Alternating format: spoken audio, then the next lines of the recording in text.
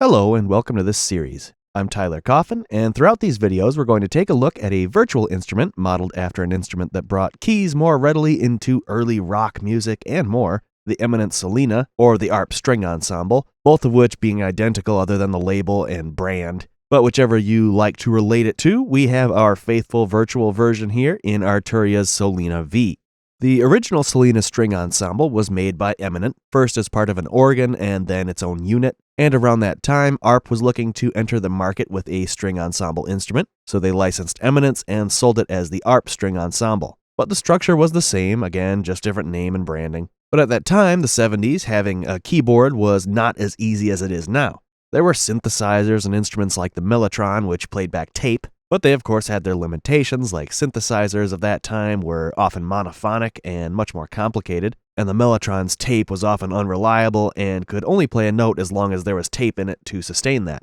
And pretty much any option there was almost always very expensive. So to get a string-type sound, a violin or orchestral sort of sound without having to hire an orchestra, instruments like this one were introduced, which made their string sound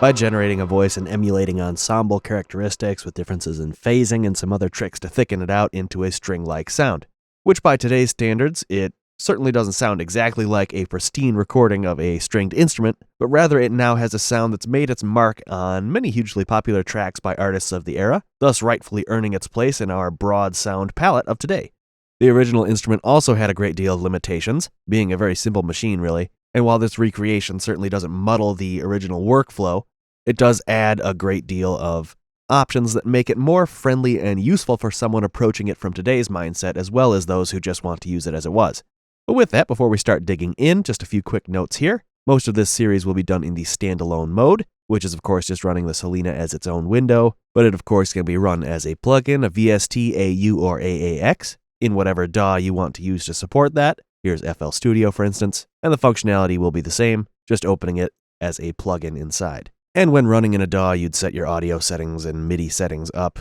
within that environment, but in standalone, there is the option for the audio MIDI settings up here, and there you'll just set your device, your output, input, buffer, sample rate, all that sort of stuff that you would set to get your output sounding correct, and that will be dependent on what hardware and everything you're running, but that's all good there. And then the MIDI settings are on the right side here, your tempo for tempo-based parameters. But once that's all set and you have the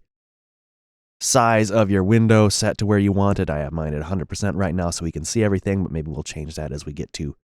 other sections that we might want to see more clearly, for instance, but it's easy enough to set that appropriately for the screen you're using and get all of that set to your preferences. So whether you're here or in a DAW, the only real difference will just be some of those technical things up there, but the instrument itself is going to work the same way no matter where you're running it. With that though, we're ready to get going into the next video where we'll get our first look at the user interface and basic operation of everything in the Solina V, so I will see you then.